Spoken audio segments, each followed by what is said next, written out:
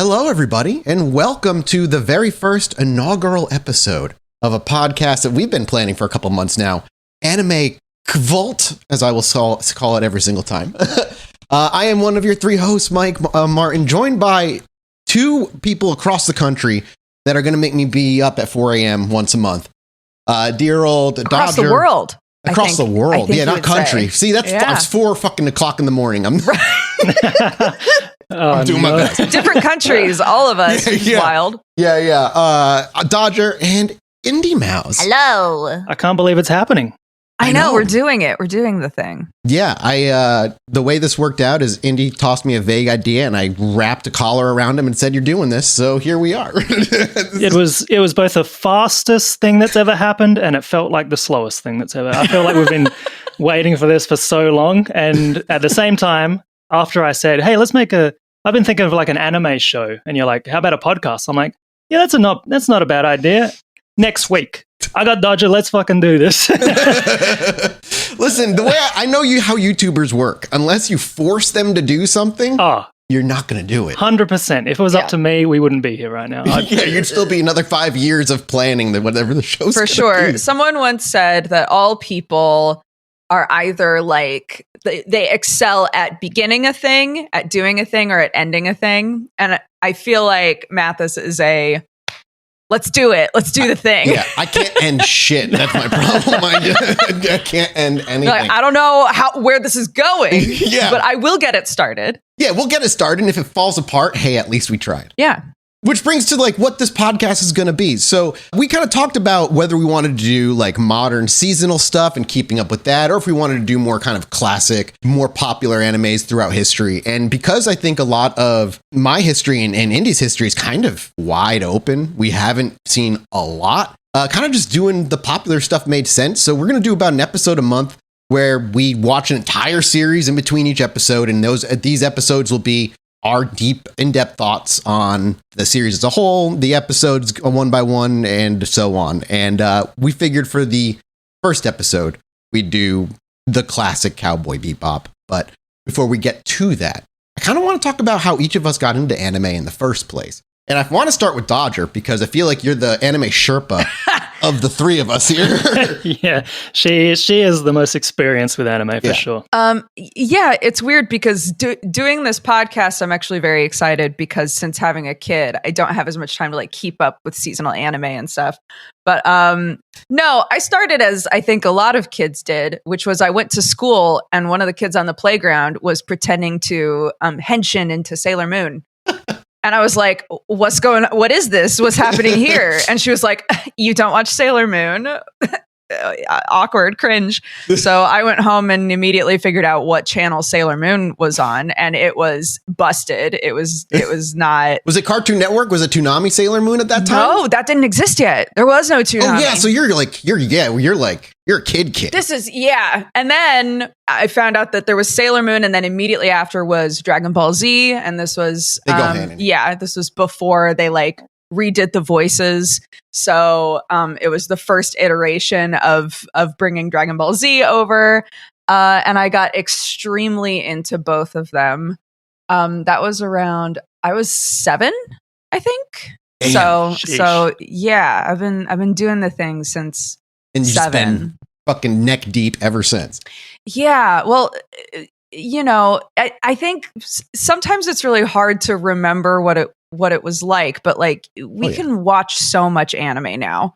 There is something for everybody, and having access to it. If I recall what it was like when I was like 8, 9 years old, it's such a privilege now to just be like, I want to watch an anime. I can just watch it. Yeah, you couldn't even listen to music back then. I was a big fan of Gorillaz, and they had those cool video clips, and I'm like, YouTube didn't exist, so I sat there with a VHS ready to record on like a music channel. That's amazing. And I was just watching all these songs, and it started getting to like a cartoon song. And I'm like, oh, this is like the cartoon hour. We're going to have Gorillaz.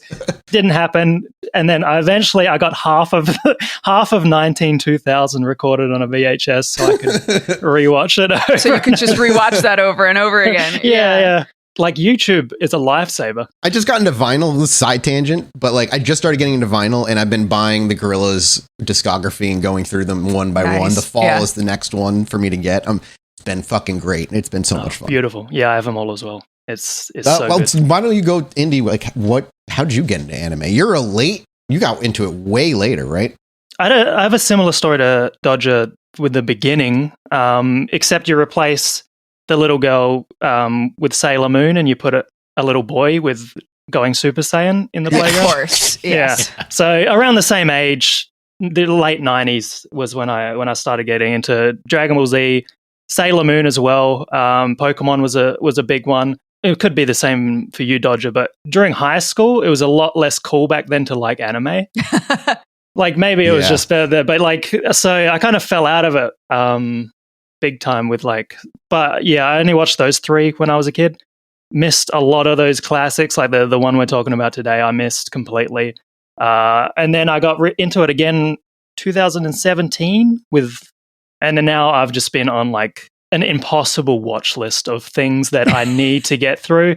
And I'm like, I don't have enough time to do any of this. So when Mike is like, hey, you want to start a podcast? I'm like, this is the perfect excuse to like force myself.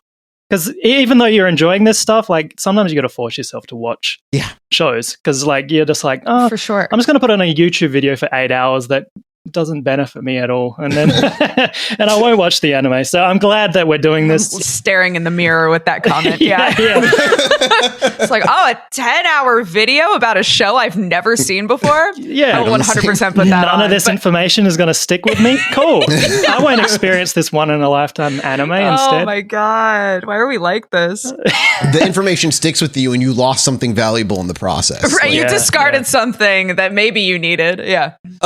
Similar for me when I was like, I guess Pokemon would have been my first anime. I was super into Pokemon. And then Dragon Ball Z was like the first kind of like anime. And then at the same time, my brother got really into Sailor Moon. And I was one of those kids like, I can't watch Sailor Moon. That's stupid. But like actually enjoyed watching it while my brother was watching it. Mm-hmm. Hamtaro was like another one that kind of popped up. Oh my God, Hamtaro. Yeah, fucking wild. Zoids was another one. Yeah, like fucking wild shit. But then I got to high school and my high school had an anime club of like 9 people. And the first day I went in, and it was halfway through the year, they were midway through Evangelion. And my very first fucking thing was like Shinji in the Black Orb episode. And my like ninth grade, so like 13-year-old brain was like, what the fuck? And I was in, but I went from like Dragon Ball Z to like the weird shit immediately. Because Ava at the time, to watch Ava at home, you had to go to like Suncoast at the mall, find the VHS that had 2 episodes on it. Coast to coast. I bought all my VHSs there, dude. And it was $50 a VHS, and you got 2 episodes on it. And that like, I bought the whole set over time for Ava. We were ripped off for real. Like the amount of content you got per tape was like not worth it. They made so much money. They made so much money. And you didn't get a choice. I had that for Dragon Ball Z. I had a VHS tape of when Vegeta gets killed by Frieza.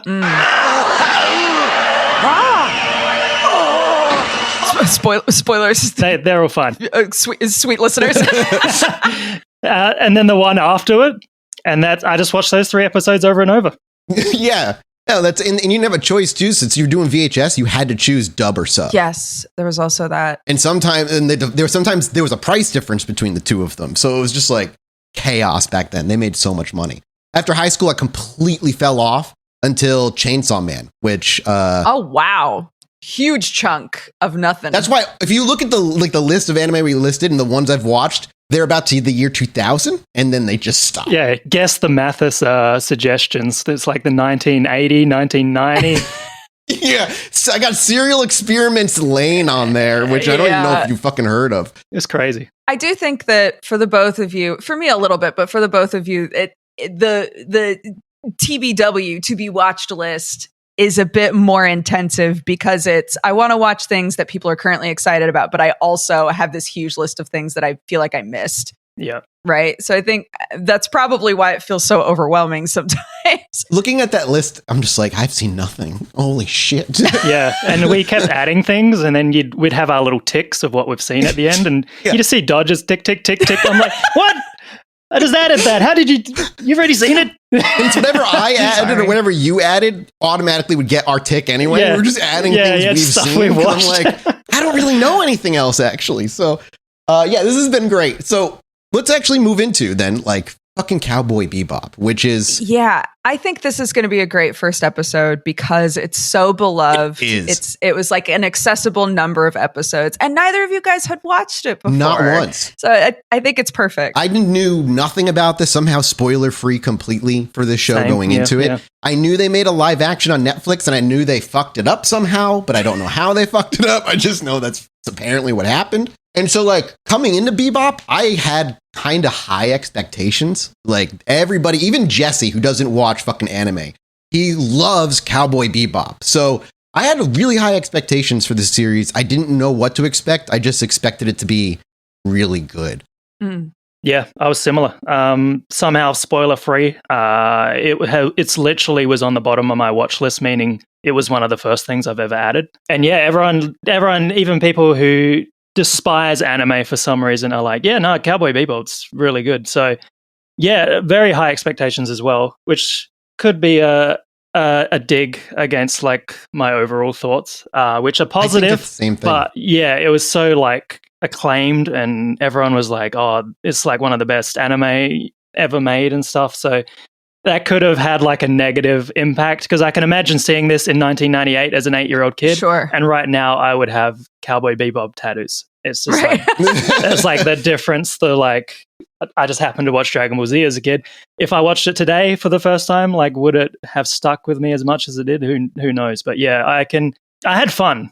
I don't know if we're getting straight into thoughts here, but I had a lot of fun. I'm curious, Dodger's thoughts, because you've seen it before. I watched it when I was younger. The very first episode that I ever saw was because I stayed up way too late and they were showing like sporadic episodes of shit on Toonami. Of course. And I do think something that's important to point out is at this point, pretty much every anime dub, the characters sounded like squeaky toys, right? God. And Steve Bloom was in there somewhere. Right. Steve Bloom was introducing his own anime on Toonami. Like, right. Fucking. So when Cowboy Bebop got dubbed, a lot of the discussion around it, because, you know, it had come over, it was dubbed, it was on Toonami, and a lot of people were like, oh my God, everyone, for the most part, I know Mathis is about to be like, bleh, but for the most part, everyone just sounded like people. Yeah. You know, exaggerated people, but like the voices generally, the dubbed voices were seen as like much more natural than a lot of anime that was being dubbed at the time. So I think that was one of the things that contributed towards people feeling like it was more geared towards adults, aside from like the actual content of the show as well, you know. I think I agree with you overall. Out of curiosity, moving forward, dubbed or subbed, will there be? I will probably stick with dubbed because that's how I watched anime my whole life. So me and you're gonna get run down in the streets. I'm a dubbed guy. I think dubbed back in the day was so bad that it has never recovered from like what it used to be. But a lot of modern anime, which is what I'm most familiar with, and definitely even Dragon Ball Z, I can't imagine watching that subbed. Yeah, I just watch it dubbed. Any real life stuff though, like real shows, like Japanese or Asian shows, dubbed is awful. Like watching like any Korean movies or anything, I think if you watch those in dubbed, that's like horrific. But anime, I watch dubbed because my brain doesn't want to read the subtitles, and usually they're pretty good. My tastes were formed by Toonami. Like I only had like dub available to me at any given time, so that's kind of what I grew accustomed to. That was going to be my first question, like dubbed or sub, so I'm glad we got into this. Yeah, I pretty much exclusively watch subtitled stuff, but I will defend dub with my life. I think that if people are like, disgusting dub, it's just so needlessly like divisive. And honestly, if we're going to get into it a little bit ableist, like having dubbed as an option makes it so that more people are able to enjoy the show. So, yeah, I think, you know, anything that makes it so that everybody's able to watch and enjoy is good. And you're right, the dubs over time, because anime is seen as like a more legitimate form of media for people to enjoy now. The dubs just get better and better and better. So, especially if they become successful, then they just really pour the money into it. Yeah. What's crazy to me is actually just like how much anime is coming out all the goddamn starting that's something I only realized getting ready for the podcast was just like when we talk about seasonal anime, you're just like, you don't understand. You don't understand. Yeah, we're screwed. We're both screwed, and we have infinite content. Like we're never going to run out of anything. Right, exactly. So let's go into the plot and synopsis of the show first. So for Cowboy Bebop, it's basically the year is 2071, roughly 50 years after an accident with a hyperspace gateway that made Earth almost uninhabitable. Humanity has colonized most of the rocky planets and moons of the solar system, and amid a rising crime rate, the Inner Solar System Police set up a legalized contract system in which registered bounty hunters, also referred to as cowboys, chase criminals and bring them in alive in return for rewards. Protagonists are basically bounty hunters. The original crew is Spike Spiegel, and then Jet Black, which is like his right-hand man kind of guy, Faye Valentine, and eventually Edward and Ein as the dog. I will say, going into this, my expectation was that it was going to have some sort of overarching plot. Because I knew it was only going to be one season, and what I was expecting was like, half the show be kind of like, I wouldn't call them filler, but like character intro, kind of side stuff. And then we'd get like an overarching plot. And we almost got that kind of scattered through the series. But it threw me off that like the show is very much episodic. Very episodic. Yeah. That is exactly my I don't want to say problem, because it's not a problem. It's like it's our own expectations. Yeah, it's like one of those shows where you could watch literally any episode for the first time, get the gist of it, and be like, okay, this is like an enjoyable episode. But I prefer like my anime to have an overarching story. I don't want my characters to be where they are in episode 1 and 12, like to be exactly the same. That this felt like a cartoon to me. Anyway, they start. They have the villain of the week.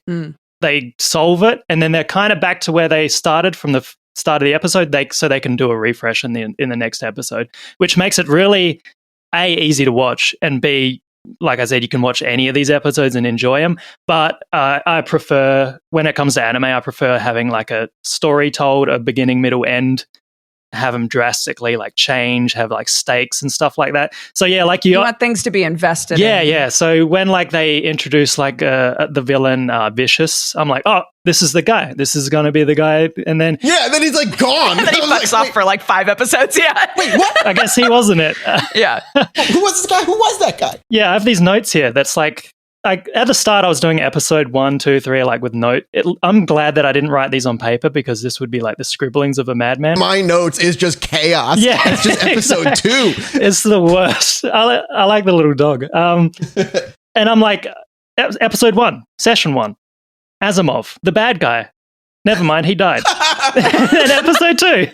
The next bad guy, Abdul Akmim. Never mind, there he goes as well. So I'm like, oh, I better write these villains down, like so we can discuss them. But then I'm like, okay, it's a villain of the week kind of show. Yes, and I think something that Cowboy Bebop really excels in is world building. Like the world that they created, the systems that are in place, how lots of episodes will like introduce you to a different like aspect of sort of the society that's been constructed on these outlying planets and moons and things. Yeah. I think that's kind of the most interesting part of Cowboy Bebop, honestly, because you're right. The characters, they change a little bit. I would say like Faye out of anybody makes the most drastic changes over time. Yeah, for sure. But you're right. Like the sort of plot that we keep dipping in and out of, the stakes with it aren't very high for us as viewers, right? Like our investment in like, oh my gosh, is he ever going to find Julia? Right? Like it's when Julia showed up, I was like, who is she? Oh, she's important. She's right. Dead. Oh God, she's the guy. Right. Yeah. Okay. Yeah, literally. So it really does all feel like snapshots in a really well constructed world. And I think, sort of going back to what you were asking me earlier, like what was I expecting out of this watch through? I I kind of expected that I wasn't going to experience much new, but I think I really appreciated the world building a lot more this time. I didn't really appreciate that as much when I was younger. That's one of the things I have written down is like, I love the lived in tech vibe. Everything looks like a death trap. Like everything looks like it's like could blow up at any minute. But just through the visual medium of just the world itself feels there's a story, there's a history there. And I think I had this revelation like halfway through. Is like, this isn't a sci-fi epic. This is a slice of life. Like, Cowboy Bebop feels like a slice of life anime of these bounty hunters in this universe where infinite stories could probably be told, where they could just hone in on a bunch of characters and it'd be a wildly different story. But we only get this one, and I know there's a movie after which we didn't watch. I'm assuming you've seen it, Dodger? I've never seen it, actually. Wow. Okay, maybe we got to put that. Yeah, it came out 2001, so only a couple years after it ended. So I'm curious what the movie is because the series ends pretty definitively. Which we can go into like episode by episode, but like winks at the camera. Yeah. It's like, not really sure where we could go from there, maybe, but that's okay. Yeah, we'll figure it Probably out. the same place as Death Note 2 could go. Sure. Yeah. Right. Yeah. But it's a world that feels like they could go back to at any point, and it would be even today with that retro future tech. It's still very. With Alien, hell, like that retro future tech wouldn't feel out of place or old. It almost feels nostalgic in a lot of ways with some of how they thought some of the tech might be in the future. Very old school still. Yeah, I think if you were to tie it to something like a Western media show, I would probably say it's the most similar in tone to like Firefly. Yeah. If you really like Firefly, you'd probably enjoy this, and like Outlaw Star, and like a lot of those have the same sort of like it's Wild West but space kind of vibe. The cats are fighting. Hang on a second. The cats are fighting. You want to take a break? He's just a cat's survived. He's gone. He's dead. I don't want to talk about anything that he might be interested in talking about. You said bell peppers and beef. There's no beef in here. Anyway, back to the show. So I kind of want to talk about it, I guess, like kind of episode by episode for a little bit until we kind of really get through most of the main characters anyway. Basically the show opens up, as you said, kind of Indy's like big bad guy, Asimov, Solon's son, and he shows up, he's wanted for murder, and he's taken care of all at once. It's a pretty good, I enjoyed it as like an intro to like how badass the team kind of is out the gate. Very good. Yeah. This show has drips in style. Like it's just like stylish as all hell. Let's just get this out of the way. The intro is so good. Like I've never been spoiled, and I know nothing about the show. I knew the intro like perfectly. Yeah. I don't know how. Like just through like pop culture, the intro is. Every time it opened though, I wanted to go like, here's the story of a man named Brady. the opening trumpets are like the same fucking beat to like the Brady Bunch song, and it was never out of my head.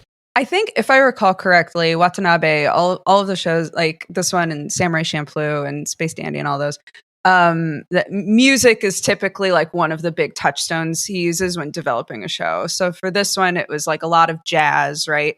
Like he wants music to be really important in all of his shows, and I think it definitely contributes, to the style and the vibe here.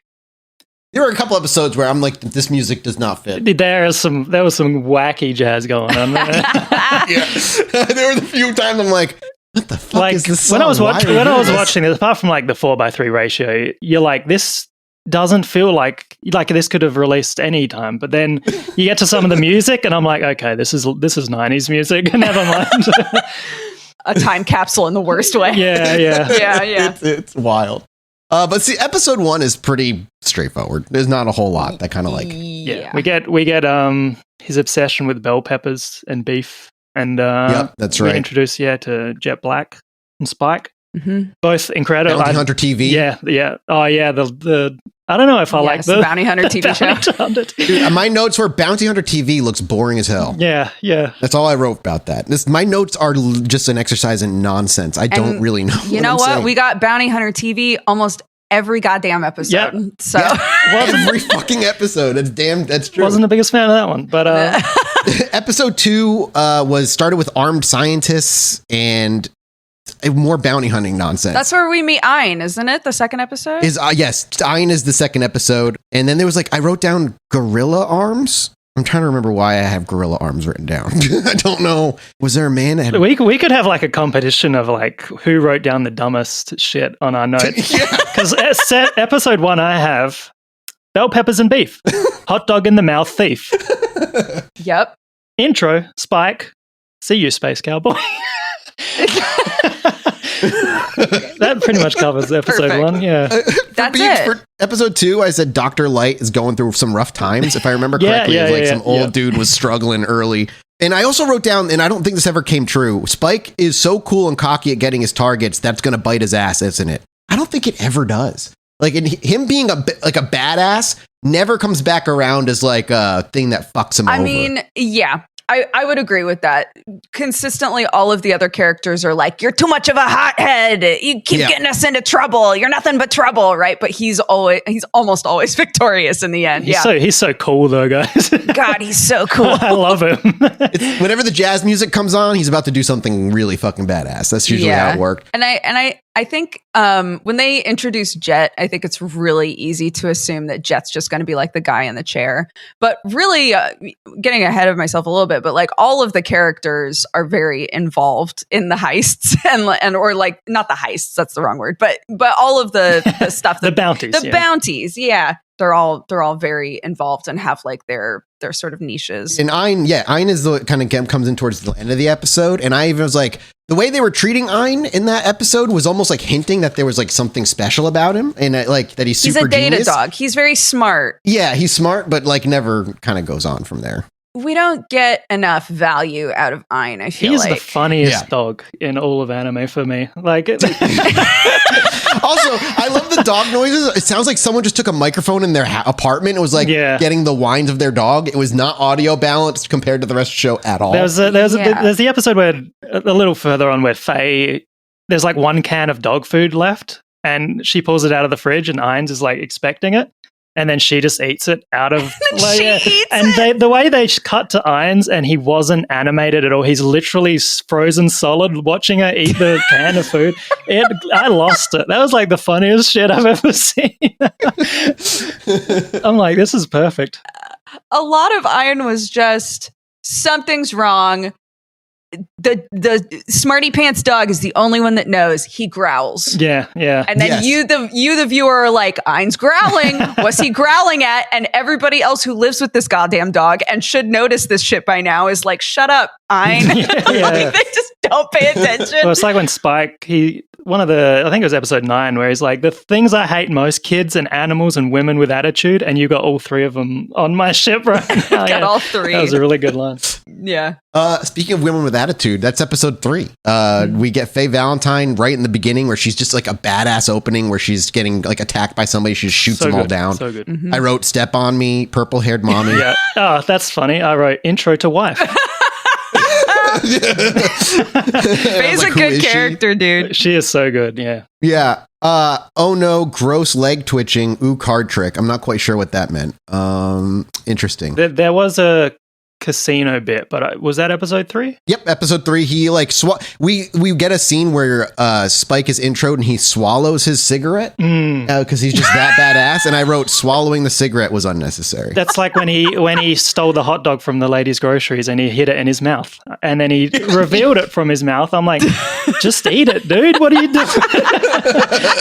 You stole the hot dog, man. Why you got it in your mouth? I also wrote for episode 3 that Spike is so cool he has to be told not to win so much at a casino. Yeah. Just stop winning so much, dude. Okay, cool, but you're broke, so maybe win some more. Yeah, that's the whole show is them broke, going after someone, getting him, losing the money somehow before the end. Oh my gosh. There were so many episodes where it would start off and they'd be we're all so hungry. And I'm what happened to that 10 mil that you got 2 episodes ago, dude? What's the currency they use? Is it a Wulong? Wulong, yeah. This is also the one where he keeps he's has a poker chip, learns that Faye's basically in an insane amount of debt. And he keeps telling him part of the plan to catch him was that he tipped somebody. And it was just like, he said, don't worry, it's part of the plan. And I said, it just doesn't feel like it was part of the plan. And then it looked like he swallowed the chip at some point. That man loves swallowing things, apparently. He loves it. Yeah, exactly. But we learned Faye's biggest concerns about jail is staying in one place. She just can't. That was her big concern. When she was like fighting for or debating, like, don't capture me, she was begging not to get put to prison because she couldn't bear to stay in one place for too long. I'm like, that's your concern about prison? I think that was a lie, though. Maybe. I think later on when we start getting like extra, more Faye info, they reference back to that being like, you were talking all this shit about how you're Romani and you're nomadic and you can't stay anywhere and for too long and all of this stuff, but you don't even know who you are. And she was like, yeah, bitch, I just say shit, I make shit up. So and rob you. That's the two and things. rob you. Yeah. We're almost full. Now we don't. That's Faye with part of the party. We've been introduced to Jet. We didn't really talk much about Jet. Yeah. He's kind of just also equally vague for a while early in the show. He's very much just kind of seeming like good friends with Spike, and then they kind of been working together for some time. They hint at a history, of course, but and he's got the mysterious metal arm, which you're wondering what's and going gets on. answered about 5 minutes. Yeah. it's one of those episodes. Okay, well, again, it's one of those things where like there's so many plot points they could have like drawn out for the entire series, but they're like brought up, addressed, and finished in 20 minutes. Yes. It's just like, I can't get attached to these characters. We will have one episode where we go into this entire backstory and then we're done. Reset. I'm like, well, okay, I don't understand. There was a point where I was like, is Spike a cyborg? Oh, with the eye? Like, I couldn't figure it out. Because they kept implying that his eye was artificial, but never explicitly saying it. And I'm just like, what is going on to the eye? And there's like some sort of like science thing behind it. Anyway, moving on to the next episode, episode 4, called Gateway Shuffle. This one's titled Gateway Shuffle. I noted right at the beginning, did you ever skip the intro? Did you ever get to a point in the series where you were like...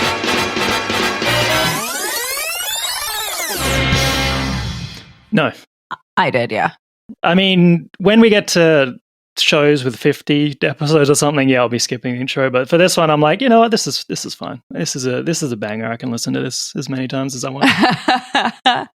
So the plot of this one is after escaping from the Bebop, Faye Valentine runs out. She leaves. This has become a pattern for Faye. This is a bit. She'll just vanish. Takes off every other episode. But this is the first time after she joined the crew last time. This time she takes off. She runs out of fuel for her ship, the Red Tail, and drifts through space near Ganymede. And eventually she encounters a wrecked ship with a homing beacon and decides to investigate. Meanwhile, Spike and Jet order breakfast at a Ganymede spaceport restaurant while they've tracked down a bounty named Morgan. Using a pair of steampunk-inspired computerized glasses with face morphing capabilities, Jet confirms with 94.2% accuracy that the target is Morgan. Yeah, it was like I remember that. It was like kind of like scanning through the faces of the crowd or something weird.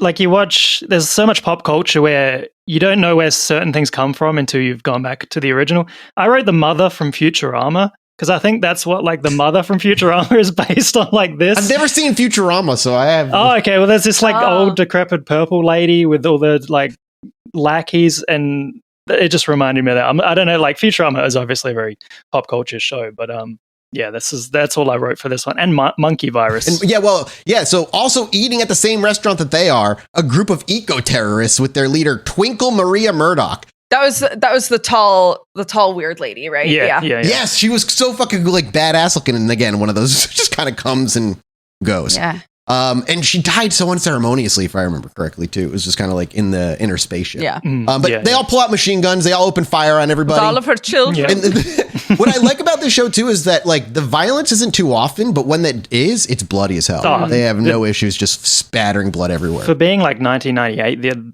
the animation in this is insane for the choreography and stuff. It's super surprising that they weren't just jump cuts and like easy cuts, and they like just zoom out and just show like all this fluid animation. And like there's a lot of boob stuff going on in the animation. I'm like, you didn't need to do that much with that. That was fine.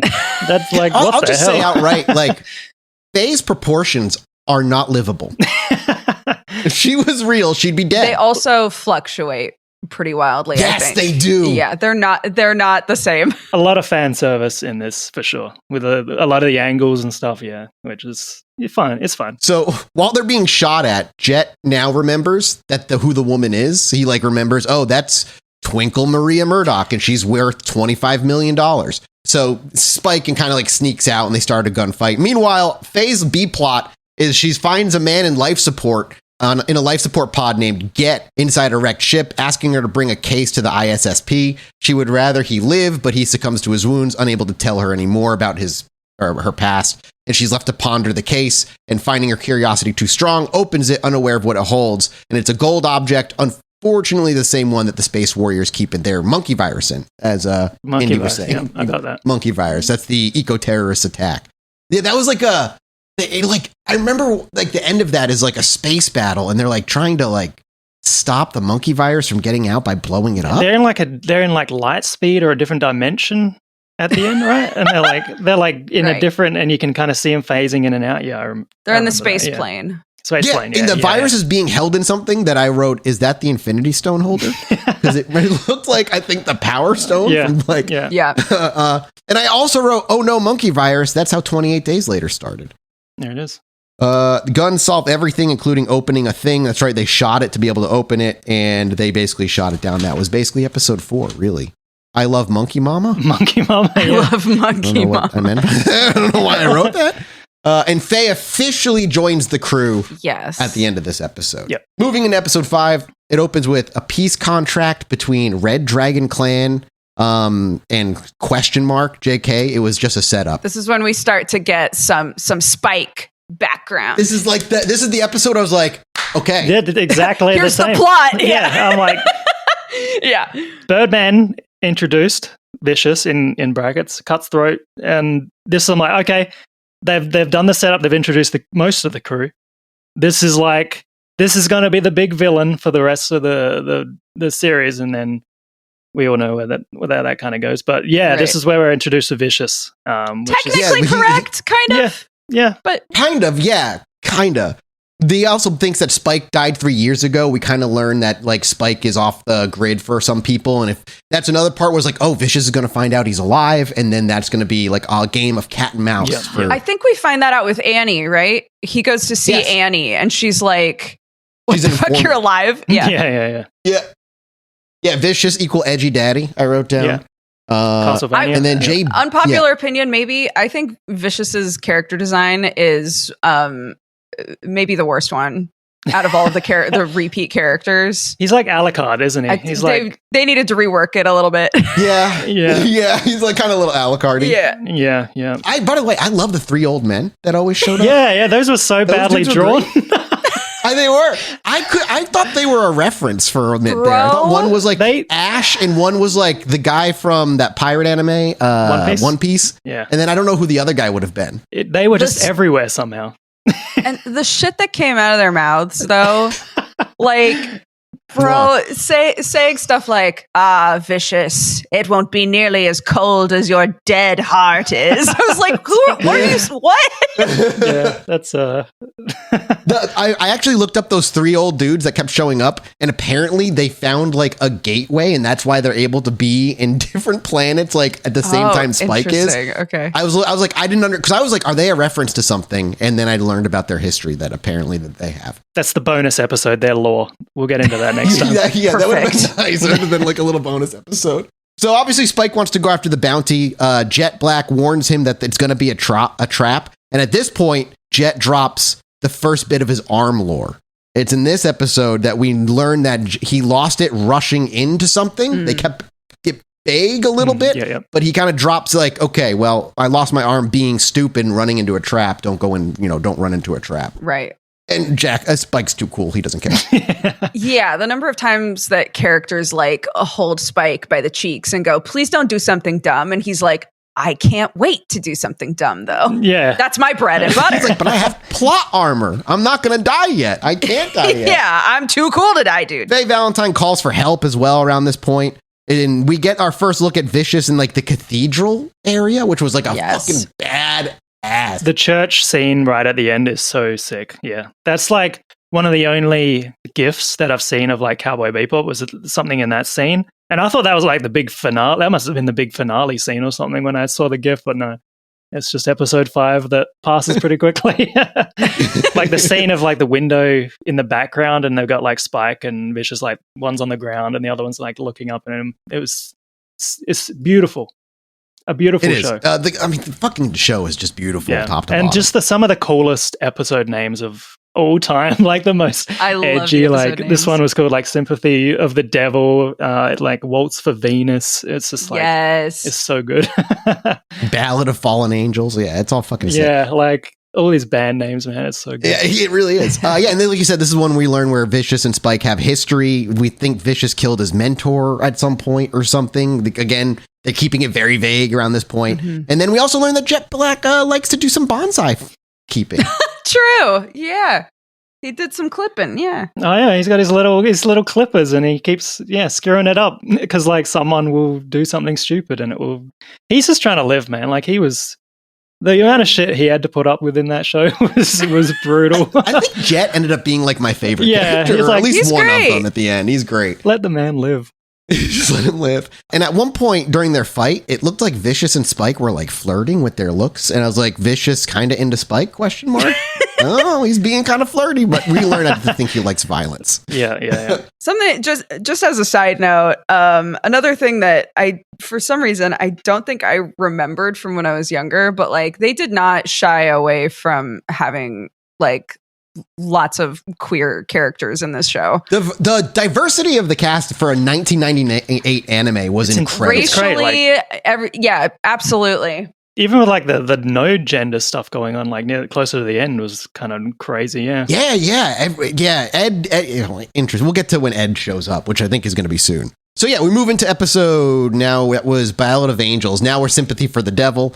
And we see it opens with like a dream flashback of a lab and something over like a disc over Spike. And this is where I was like, is Spike a cyborg? Right. Like, oh fuck, what's going on? Because you're on the right track, I guess. I guess. Like, I still don't really know if he was anything special.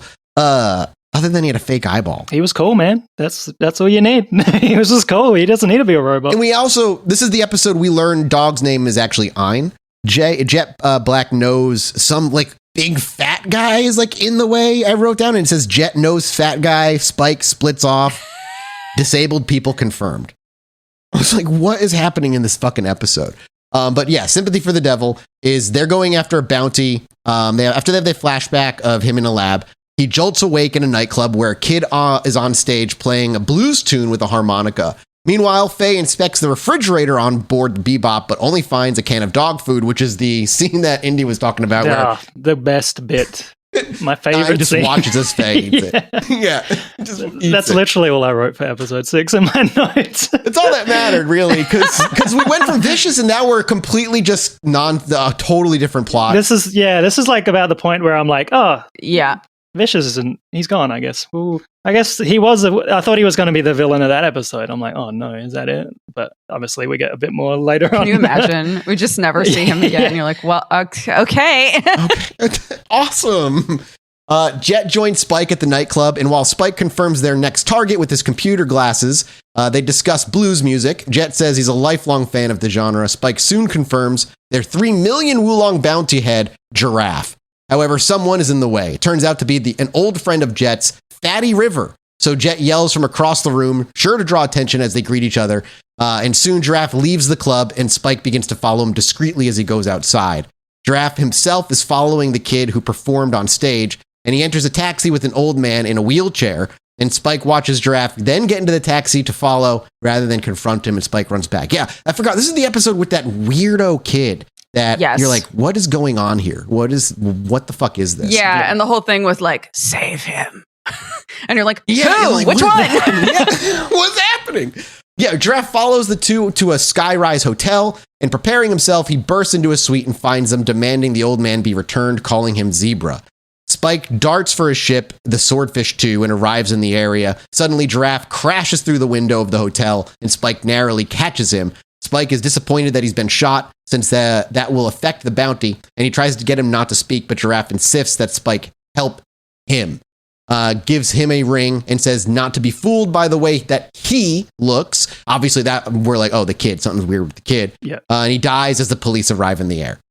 Back on the Bebop, Jet and Spike talk about selling the ring. Faye briefly tries to keep herself part of the reward, but Spike quickly refuses that, and Jet gives her an invoice for the expenses she's incurred so far, because she's just eating their food and living on their ship, and they won't hand her in, so she's like just living rent-free. Jet goes to lunch with River to get some information, and he was also trying to catch Giraffe.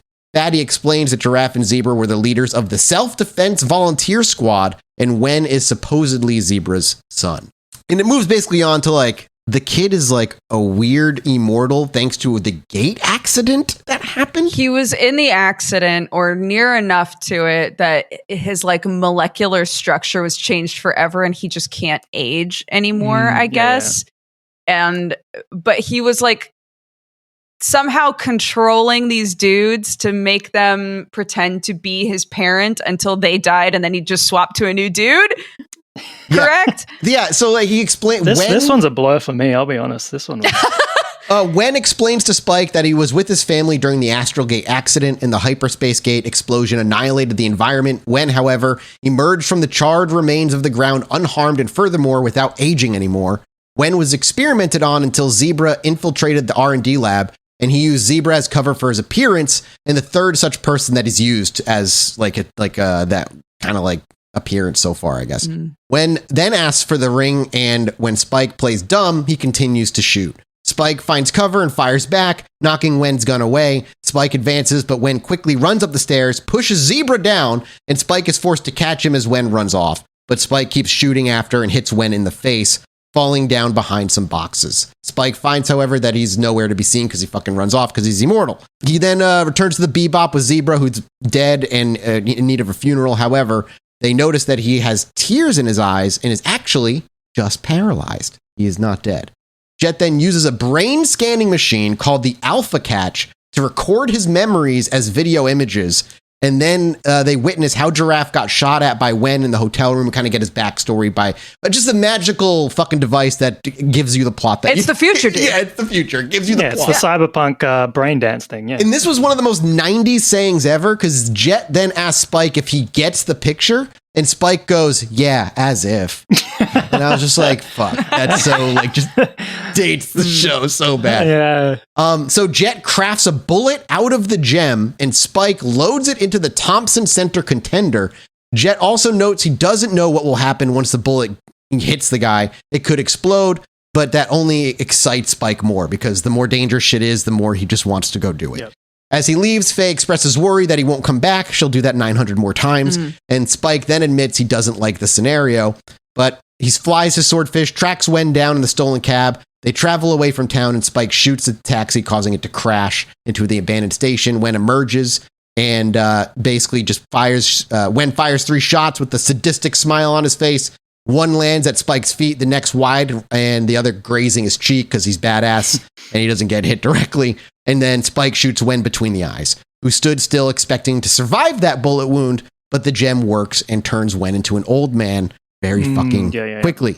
I remember that. Wen falls Classic. to the ground, dies, and says he feels finally at ease. And with his last breath, he asks Spike if he understands, and Spike replies, yeah, as if. He tosses Wen's harmonica into the air, points at it with his finger, and says bang, and that's the end of the episode. All that in 20 minutes. Incredible. All that in 20 minutes. There's a lot. Again, you can't get attached to these characters. They show up and then they're dead. Yeah. Or they move on to something else, or we don't see them for 6 more episodes. Yeah. What do you like out of like the first, let's say, as we move down to Jupiter Jazz, I want to get to where Ed is introduced. So yeah, let's scooch ahead. It's literally 2 episodes later, but let's scooch ahead a little bit. Jamming with Edward. This one's plot is pretty straightforward. They're once again orbiting Earth. A satellite's artificial intelligence begins lamenting being alone and then connects to several other satellites in the area. They begin to fire lasers onto the planet's surface, indicative of the Nazca lines, which were really cool. I was like, oh, is this how the Nazca lines were formed in this world? Yeah. And then we learn that Edward lays out in District 39 while listening to the radio, surfing the net, and they hack into the Earthgate server where she spots the Bebop scheduled to land for vacation. They yell happily as if they know about the Bebop. And then you see a bunch of rock showers hit her area where she's hanging out, and Ed and their equipment get kind of sent into the air. And I'll say this right now, I hate Ed. Yeah, I was wondering how quickly you were going to be like, fuck Ed. I don't know. I liked Ed. Radical Ed. Did you? Yeah. It was the proto-glomper. Like, this is like what made glomping popular, I think. Ed, if it makes you feel better, Ed is a very divisive character because... It doesn't surprise me. Yeah.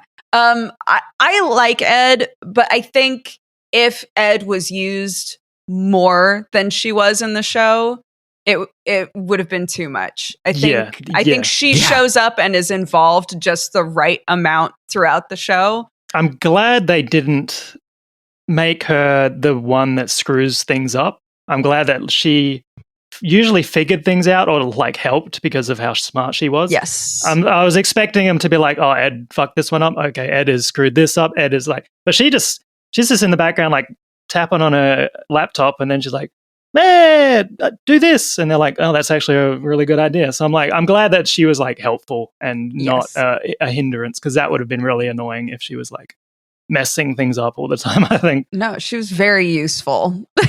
She was incredibly useful, yeah. She was almost Deus Ex Machina useful. Yeah. Like 2 episodes later in Toys in the Attic, that's when we get like the alien that's one of my favorite episodes. Yes. As a standalone. I loved it until the last second where Ed just eats it. The way it so fucking that's oh god, that makes me I was like, I hate that. That was the episode of like, fuck this character. It should have killed her 100%. Eating that thing, she should have died.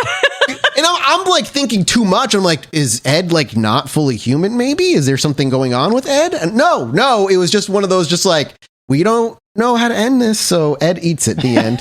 It was such like a good suspense, like I believe like the only horror alien kind of episode that we gonna get. I'm like, this is so different from everything else we've seen. But you're right, yeah. Like the thumbnail for like all the episodes I have listed here is just literally Ed eating it. It's like that's the thing that happens in the episode. But yeah, apart from that, I really like the atmosphere of that episode was incredible. Yeah, I really love the horror aspect of it. I really loved it up until the last fucking scene. Really, it just like, made me. How do we get rid of this? But I tried to be like, okay, it was 1998 though. Like these kind of characters, I don't think were like everywhere all the time yet. Am I wrong in that memory? Like, were these glompy characters like everywhere back then? You mean like the lol so random kind of character? Yeah, like the lol, like, oh, fucking chaos. What about Fat Boo from Dragon Ball Z? Would you consider that? Fat Boo is kind of lol so random. If Ed was an alien, I would have given Ed more leeway. Okay. Like, fair. I don't know if we want to talk about it. We skipped over the episode Ganymede Elegy, which is just when Jet kind of confronts his past woman that he loved. Do you have anything special written for that episode at all? That's just like the episode where you learn about Alyssa and then we say goodbye to Alyssa all at once. Right. Yeah. Was that the episode where the daughter of the woman that he loved is like, he saw her at the grave? Remember when Jet went to the grave of the woman that he loved and was like, the daughter of that person was there? I think you're thinking of a way later episode. Yeah. Okay. That gave me weird Predator vibes. This was like with the bar and the new boyfriend, wasn't it? Yeah, this one was he goes to her bar. She's like, "Oh, I'm packing up," but he finds out like she's leaving because her new boyfriend has a bounty on his head. Yeah. And then Jet has to be the bad guy and be like, he was like, I'm a black dog because when I chomp down, I don't let go, sort of shit. And then, and then corners them. And she's like, you could just walk away. You don't have to take him, right? And he's like, if I walk away, somebody else is going to fucking kill him. Like what are you talking about? Like, at least I can make it sound like you weren't involved and like protecting him. And then he goes away for like 8 months or something like that. For murdering a guy. It's fine. He'll be out in a minute. I was like, what is going on? That's It was the most you fighting that hard for 8 months, bro? Like, let him just serve his time. Yeah, that was so like drastic for like the consequences of that episode. And like, didn't we learn too? Like, he murdered to protect her. Like, it was like a thing he was doing. Like, he got into like a protect her, so it was like self-righteous. Yes, she did something. She like was working with a loan shark or something. That's right. And her new boyfriend killed a guy to protect her, I believe. And so she was like, "Oh my God, this is all my fault," right? So emotional women. Shakes head. SMH. That's where we get the line. Yeah, the line of the things that he hates. Yeah. Then the alien episode happens, but then we get to our first two-parter, Jupiter Jazz, parts 1 and 2. The only time where like a story will run over more than one episode. Yeah, the two-parters. No, the last 2 episodes. Yeah, the other way. Yeah, like the two-parters. Yeah, that's where we get like more than. It was kind of the midpoint and then the end point. Yeah. So yeah, Jupiter Jazz two-parter. This is the one with the character that is like both sexes, is like, you know, sexless overall. Which again, I was like, damn. And the anime handled it exceptionally well. Yeah, I think he uses him pronouns, but it was established that he was put on a drug that upset his hormonal balance a bunch, and so he wound up growing breasts. And at this point, acknowledged himself or themself as being both, or feels comfortable considering themselves as both. And like 1998, that is insane. Right? Yes, insane. Yeah. It's crazy. Again, just the variety, like the diversity in this fucking show for 1998 is so like I said, at no point I'm like, this show is from 1998. Apart from some of the music and some of the episodes, I'm like, this could be released today and it would hold up completely fine.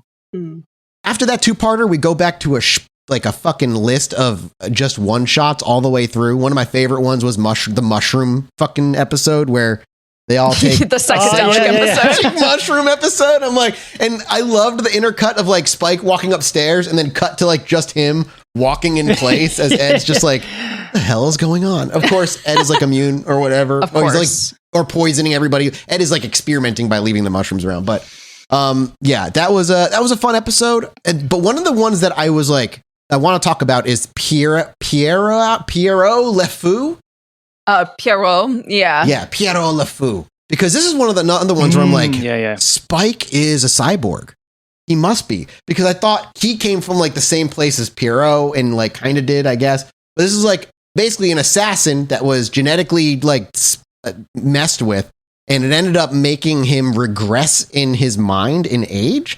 And so he basically became a serial killer who bounced around like a balloon. I really like this episode. This is like, so bizarre. Is insane. Yeah. Another character though that like they brought up, and it could have been a two-parter. Yeah. Like Pierre, he showed up, and the ending for him is like, so he causes a bunch of havoc. Obviously, Spike and crew step in, save the day, stop him.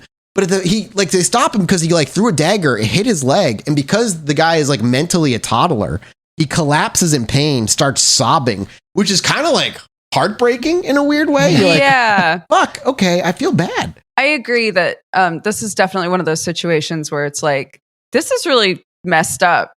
What happened to this guy, right? Yeah. And we really do just within like a couple of minutes be like, this is what happened to him. Yeah. Yep. Yeah. And then he gets Freddy Fazbear and stepped on by a fucking back to the fight. Yeah. And then he's crying on the ground, and then a giant animatronic steps on him, and that is the end of him. I feel like that so many of these villains that they set up are so deep, and like they could have been so good for like the overarching anything, but they're just like, here they are, here's their backstory, goodbye, let's next one. But he was this one felt this like most of the hunts before they were kind of like focused. This was the first time I'm like, this is crazy. This is like absolutely insane batshit. And this is when I stopped expecting an overarching story. So I'm like, you know what? Let's just enjoy like every episode, them introducing some wacky shit to this show. I still had like a little hope that we were going to have an overarching story still. They did. They introduced Vicious back a few episodes before, but you kept strong. I did. I really did. I was fucking. I would argue an episode that did not overstay its welcome whatsoever in terms of the main character introduced is the episode with the actual cowboy, Dude, that's 2 episodes later. Yeah, Cowboy Funk. I hated that character so much. That episode is so bonkers. Like he's just like surrealism Spike. Like he just shows up on a horse in the middle of like the tech urban city and is like, "What's up?" Blows up some stuff, and then Spike's like, "This guy, right?" And everyone's like, "He blows up literally as many things as you do." And he's like, "How dare you say that? Like, what do you mean?" And when he shows up, Spike's like, "I'm not him. Look, do you not recognize his face?" And his excuse is, "You can't trust a face." What? What the fuck? Who are you? Yeah, and it's like we're up like episode 21 out of 26 at this point. I'm like, yeah, there's nothing else. This is it. This is it. This is the show. This is it. Yeah. I think Cowboy one that really, I was like, okay, we're not getting anything. Yeah. Because the episode before that was the one where Jet went to the grave and met like the daughter of like his whatever, and there was some weird like, bro, that episode. It gave me sexual predator vibes. I'm like, she's too young for you, homie. So here's I mean, the whole thing is weird, but like, if I recall correctly, in the Japanese or with the subtitles, they say, "Is she his girlfriend?" And Spike's like, "No way, she's too young." And then they're like, "Maybe she's his daughter." And so that's a thing they bring up a couple of times. Like, did you have like a weird fling with somebody and this is your daughter, which is less weird than them constantly being like, "Is this your girlfriend, your baby girlfriend?" Like, what? It just weirded me out. Dude. And what made it weirder was when Jet was like, "I mean, I'm not so old I could be your dad. I'm more like your boyfriend." You're like, "Oh, right? No, I'm like, no, homie, no. Homie, no, Go back don't. To botany. Go back. I need a abort. Get out. This is the episode we learned his actual history. Like his partner like betrayed him, and that's how he lost his arm because he got shot and blown off by his partner with like the sniper rifle. I don't think this wasn't the same episode. This one was entirely emerging. This one was entirely like this girl was trying to find her dad. Or no, her dad had died, but he wasn't really dead. And they were looking for the sunstone or whatever. And they used like the magnetic force to find her dad, flew all the way out there. And he was like, "I just wanted you to bring my daughter here so I could see her one last time." And then he died on camera. I was like, why did we do all this? That's the only thing I guess I remember of that episode is the weird, "Is she my girlfriend?" Yeah. So moving further on, as we kind of come to the last 5 or 6 episodes, we then get a full filler episode in Brain Scratch, which is that weird, like cult episode on the TV with commercials. And I was like, are we watching like interdimensional cable on Rick and Morty? What is happening? This is another, and I still appreciate these episodes because, again, I think where Cowboy Bebop excels is in the world building.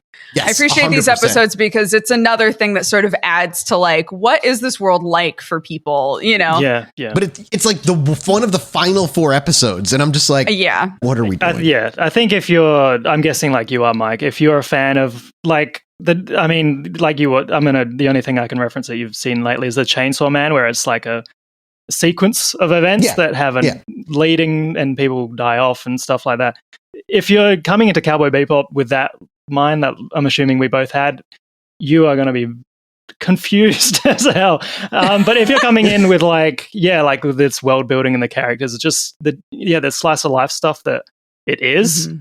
I think it's super fun. It's like I laughed more in this show than I have in a lot of anime, I think. So there was a lot of good stuff here, even though we're kind of seeming mostly negative overall on some of this stuff. I'm like, it's still fun. It's a very fun show. Fun. Fun is the best, the best word for it for sure. But and I do think style wise, go for it. Like art style wise, all I was going to say is I do think we've like made the loop and we've come back around to where people really appreciate that old 90s style. Yeah. So it's sort of the perfect time to be watching style and fun is like the 2 words I'd describe the show as. Pointy character models of the 90s where everybody's just like elongated and weird. And where like the filler characters are just the most hideous things you've ever seen. Like those old men we were talking about. Those were not good looking characters. I don't know what happened with the artist on that day, but it was not good. The old woman that Faye meets up with in the final 2 episodes, that's like her old high school person. Yeah. I swear to God, that's the cowboy model guy, but just they gave him gray hair and put on a bonnet instead of a cowboy hat on. Go back and like look at the two. I swear it's the same fucking character model. Yeah, but when they're animating the lady in that Hunter show, they are on point. They have everything perfect. Right. Yeah. I realized an episode that we skipped that I adore is the Heavy Metal Queen episode. Oh, yeah. When everyone's trying to guess her name. Yes. Yeah. I really loved that episode. That was early on before we met Ed, I think. And it established like this whole system of sort of what we have now of like a trucker kind of like camaraderie and stuff. And she's like a space trucker. VT. Yeah.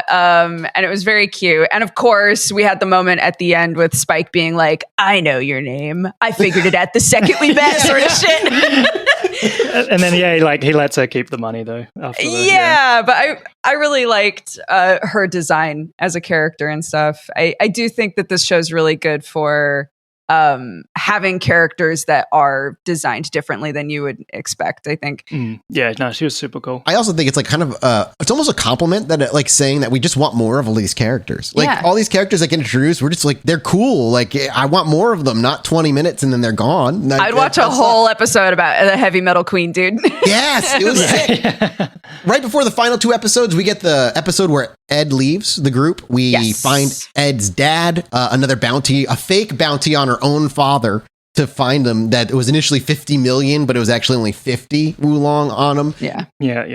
And he's like mapping the Earth. So we just learned that Ed's dad is mapping planet Earth, which is an impossible task because it keeps getting showered with meteors every few days. And then meteors hit and he runs away. Right. So it was all for nothing. And then Ed just was like, well, going to look for my dad. And that's it. That's it for Ed. Ed and Ein just peace out. Peace out. That is the whole episode. I'm like, what? Is it made clear whether or not that was Ed's whole reason to join the group in the first place? Was like, maybe I can use them to find my dad. I don't remember if that's established or... I don't remember that being established. We learned that Ed was like showed up at an orphanage randomly like a few years ago and then randomly left. And that's when they joined the ship. Right. And that she brought them back to the orphanage because Faye was looking for the fountain. She was looking for the place that's familiar. And then she brought him to the orphanage because she wanted good food. And that was the only reason she brought her to the orphanage. I was like, okay. And then, and even the father's like, this is my daughter or my son. I can't ever remember, actually. Like, even the dad has a line where it's like, yeah, you don't really know. Ed is kind of just, Ed is Ed. Ed's just Ed, yeah. Ed is Ed. Ed left, so it was my favorite episode. God! Come on, man. Justice for Ed, dude. Yeah. You know what? We're not doing this podcast anymore. Yeah, this is the one and only episode. But it brings us to the final 2-parter where we really get all of everybody's history. We learned the full backstory of Faye, that she was part of an accident, a spaceship traveling out into space where an engine blew, like the shielding cracked and she like lost her memory and had to be frozen to just survive. And we learned that Spike was part of an assassin group, a group of assassins, hitmen. Yes. And to leave, he had to be like killed, but he like faked as he like had a fight. It. Yeah. And we learn about, this is also the episode where Julia is like returns. Actual Julia shows up. Yeah. Not fake Julia this time. She turns up for a very little while. Yeah, Julia shows up and then Julia dies. She shows up for a hot minute, gets into a gunfight and dies. Yeah. I don't know why we had all that build up, dude. It was the most dramatic death scene as well, too. It was like slow-mo, doves flying in the air. And I'm like, who is this woman? we knew where this was going, but it's still annoying. They did the whole like, let's run away together. Yep. And then Spike was like, I can't run. I'm grabbing guns. And she's like, I guess I'm grabbing guns too. And then she died. And I was like, Spike, what was it all for, dude? Like, what the fuck are we doing? Like, get her out of there at least. It is. So was Spike loyal to the clan, and that's why Vicious was his enemy? Because like the whole plot is like Vicious overthrows the Red Dragon Syndicate. He kills all the leaders. He takes over. Right. But isn't that like which he implied he was going to do? He kept bitching about the guys that like run it. Yeah. And that dude that was working with him, he was like, you're going to have to betray me. And I was like, Judas? Like, you're going to have to betray me and, whatever. Spike decides, fuck it, I'm going after him. He's there. Like, he has this little inside man kind of shows up who's like, was supposed to be on their side. Jin, or was his name, or Lin. His other brother was like Lin and Jin. And again, another character that shows up, implies some history between the two of them, helps him get to the Red Dragon Syndicate area, and then dies, essentially. Just kind of gets this fucking... It's a real shame that we didn't have 25 other episodes where you could have had scenes of like stuff happening to lead up to this one. Yeah, brain scratch had to happen. I will say the fucking slaughter scene with Vicious killing the leaders was awesome, and then he slit the eyes of the last one. I was like, fuck! Oh, that's so brutal. God, that was fucked up. And then we get a really decent fight scene that was like, could have been, I don't know, a little longer, but it was a decent fight scene between Spike and Vicious. Mm-hmm. So much build up to it as well. So much build up. They fucking finally get to it. They knock each other's weapons out of each other's hands, and they slide to each other's feet. They're like, we're doing this. Let's do this properly. Yeah, they kick each other's weapons back to each other. And of course, Vicious is using a fucking sword, and Spike is using a gun. And yet they both hit each other at the same time. It's whatever. It's fine. Don't think about it too much. And so, basically they both, he dies, and then Spike walks out to the stairs and then also dies. Mm-hmm. He looks to the sky. He does the bang, doesn't he? Yes, that's right. He bangs before he dies. He bangs. Yeah, see you later, Space Cowboy. Bang, he's dead. And then it's credits, and that's the fucking end of the series. Oh, but you forgot. I definitely forgot. We have to acknowledge Faye's character growth. She one last time was like, Spike, if you go out there, you'll die. And she cried a little. She did cry a little. Because look, Faye finally was like, you know what? She knew. I've got my memories back, and I've decided that this is my thing now. Like, I love you guys. I want to be here. Right? That's the whole vibe going on. And then Spike's like, bye. and literally like 2 episodes prior, she ran away again. Yeah. I think she runs away like 4 or 5 times on the show. Spike said, I'm bored. I'm out. And at the end, they even make a joke about it. She's like, where'd she go this time? Oh, probably Ganymede. But yeah, she sheds a tear. But this time she was right. And Spike does die this time. We learn about his fake eye. And he talks about how he sees the past and the present at the same time. And I could not tell if he was being metaphorical or not. I guess so. Oh, that like his eye.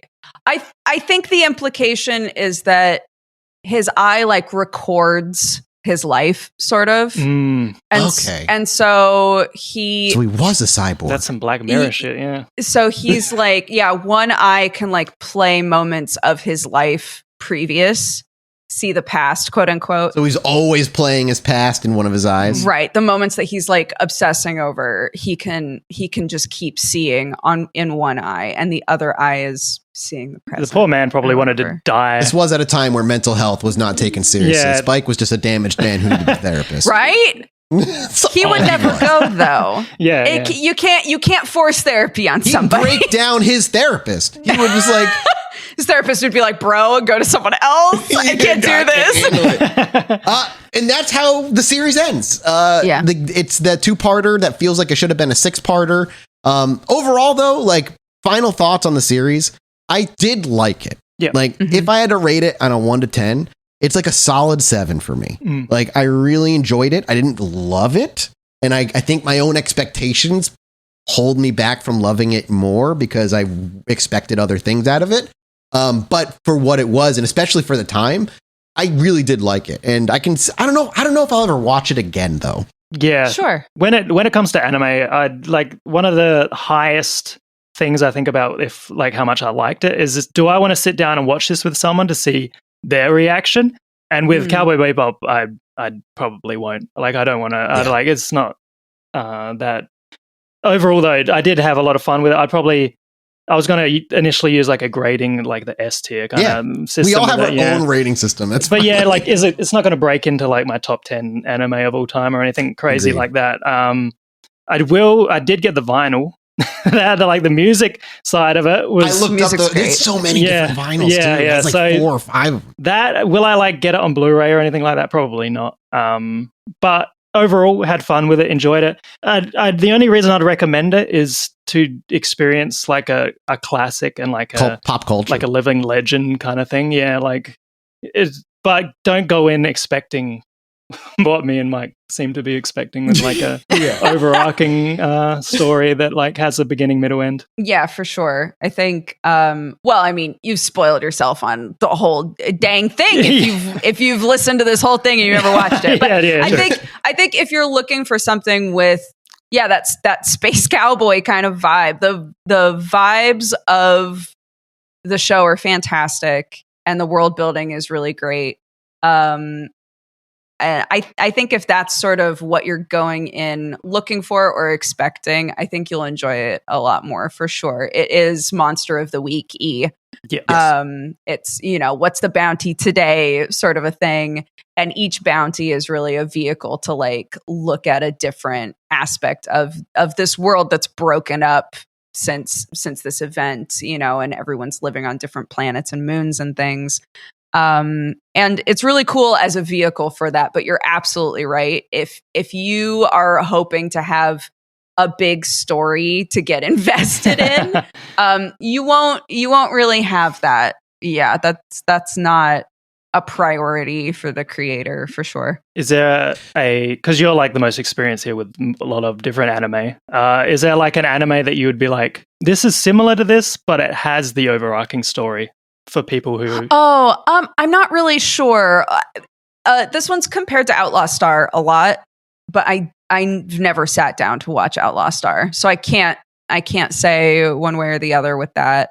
But I will say that a lot of Watanabe's shows are like this. Samurai Champloo is one of my favorite anime ever, and it is similar, a lot like this in a different flavor. I have that expectation now. I'll have that going in. When I would love for us to do Samurai Champloo at some point, and you can go in now knowing like, okay, it's the same kind of like snapshot thing with fun characters, but samurai. Right? It's great. I am in. Yeah. All right. Well, that fucking wraps up, I think, episode 1, everybody. Woohoo! That was great. That was a lot of fun. I'm excited. Do we want to announce what we're watching next now, or do we want to hold off and just wait? I think if we're 100% confirmed on it, I think we should. Yeah, I think Death Note was the next one. Oh, yeah. We can do Death Note. People can watch it before they watch the next episode if they haven't seen it for some reason. Yeah. I think that's very smart. So Death Note it'll be then. I'm excited, but we'll leave this here. I have so many opinions about Death Note. I'm excited. I've only read Death Note. I've only read the manga. I haven't seen the series, so I'm excited to watch it. All right. Well, that's it for us. Thank you guys so much for listening. If you guys enjoyed the show, this is the first episode. Leaving us a review wherever you're listening to, Spotify, Apple, iTunes, YouTube, whatever it is. Just leave us a review of 5 stars. It helps us a great deal. And we'll be back in a few weeks rather with our next episode on Death Note. Thanks again, Dodger and Indy, for doing this project with me. Of course. Anytime, brother. We'll see you next time. Bye-bye. Bye. This guy's a major player in the syndicate, operates all around the asteroid. Name's Asimov Solis. Are you listening to me? There's no beef in here, so you wouldn't really call it bell peppers and beef, now would you? Enough, loud mouth, on and on like a broken breath.